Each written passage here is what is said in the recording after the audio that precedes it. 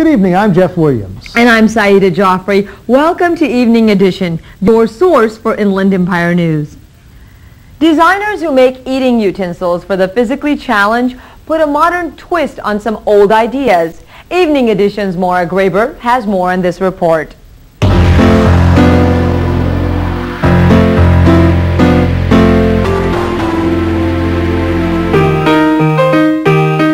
When I'm not searching out segments for Evening Edition, I'm a full-time etiquette instructor, and I also lecture on dining history and all of the different historical utensils that we've used for the last couple hundred years for dining. Just recently, my interest was piqued when I found some newer utensils for people who might have some physical limitations or some physical challenges, or maybe who just want a more fun way to eat. We've had this one in the United States for several years, probably maybe 20 to 30 actually, that we use in fast food restaurants and in many cafeterias. I found this terrific little eating tool that looks like it's sort of a spork smashed down. Now the spork actually has its roots from a couple hundred years ago, and there are many of those in silver. But this one, what I like about this is it's flat. You can scoop things up with it. You can also spear them, and they have a right-handed and a left-handed model. Now, here's one. It's got a curved handle up here, and then a real soft, large handle here. So if you have problems gripping things, you can pick it up easily. And it's got the tines bent down if you're dining sort of continental style, or you can scoop it right in. Again, it's right or left-handed, or you can buy it specifically for either one. This is very similar to what was patented originally as an etiquette spoon, also a mustache spoon, and as a toddler spoon. Very easy to teach the kids. This one's about 120 years old, and you would just put it right into your mouth. The most fun that I've found is this. This is called the one-handed eating tool. So for the people who can't focus on those finer points of dining etiquette that I teach in how to hold a knife and a fork properly, they can just pick up this fun utensil, put it right there, cut it right down, and pick the food right up.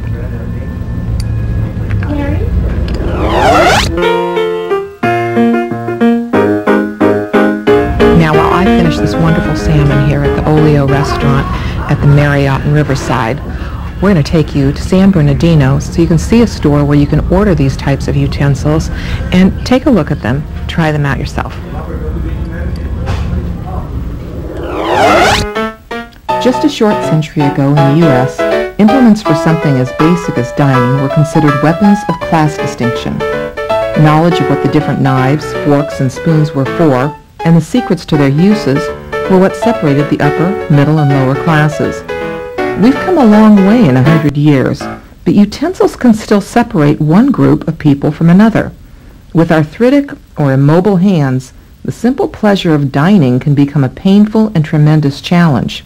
As one of the estimated 1 million Americans with ankylosing spondylitis, an arthritic disease that affects the joints, I have a bit of first-hand experience with this.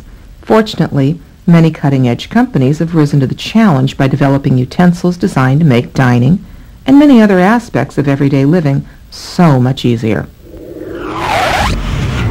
We're at American Surgical Supply and Pharmacy in San Bernardino. We're going to go in and talk to Anthony and find out all of the different things that they carry here. They're one of the oldest in San Bernardino.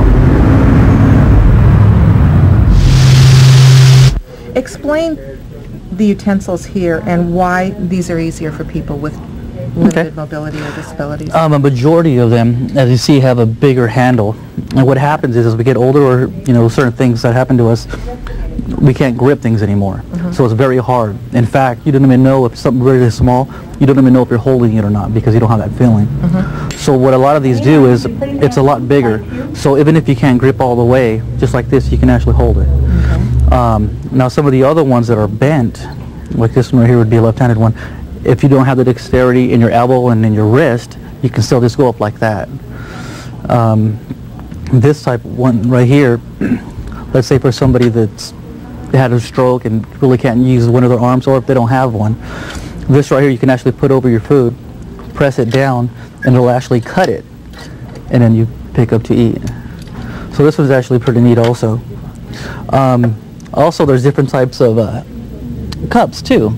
Same principle of not having any hand movement, where the person just goes like this. Oh, okay. And they can go ahead and drink accordingly. It's got kind of a futuristic looking design It to does. it. It does. Okay, what about people that can't use their necks? Well, what they do is they have these cups. They come in different sizes, and these are pretty neat because if you can't move your trunk at all, you can't move your head back. So what they did was they had a cut out here, so when you goes up, you don't have to move your head at all. Okay. Does this drip at all? I would think if it had more of a spout here, it might... They used to actually make them like that, but what happened was because some of these people, they'll hit themselves very hard, so they were getting cut. So that's why they just have it beveled down. Tell me about the sawed utensil here on the very end with the brown handle. Okay, this one right here is actually a knife, and how you use this is you start off on the top, and all you do is push it down. Oh, okay. Instead of, if you don't have the mobility to actually go like this or hold something with your other hand, this is actually supposed to be used for one hand. And it's usually for small things. I'll bet you're wondering what Anthony and I are doing in the bathroom. He's showing me this wonderful little gadget here. Now, what is this called anyway? It's called a restrictor knob. A restrictor knob? Correct. And you said this is to turn on? Sinks, faucets, anything from... Let's see if this will... Well, so... Yeah, just go up and down, yeah. Just push up or down on it. Oh, how cool. So basically anything smaller than that in diameter will work on. Great. What other suggestions do you have down here, just to sort of simplify the basic things that we do in our lives? Okay, I guess one of them would probably be these. These are door hinges here. And it probably to us it doesn't seem like a big deal, but if you're in a wheelchair or something like that, it is. So something like this wouldn't be too expensive if you've had somebody that's been in an accident or something. Not at all. That's temporarily in a wheelchair. Now, what it does is, here's a regular door. Now, some of the older built houses, and especially the bathroom, what happens is you lose this much of your doorway. So if you measure your doorway this way, it's not what you really have because of this right here. So when you put those hinges on, they come right over here. Now, this door has them, and you'll see the difference here. Oh, okay. Now you have full use of the whole doorway. Oh, this is great. So when you're getting into wheelchairs and stuff like that, an inch makes a big difference. For more information, log on to diningwithdignity.com or call American Surgical Corporation at 909-883-8900.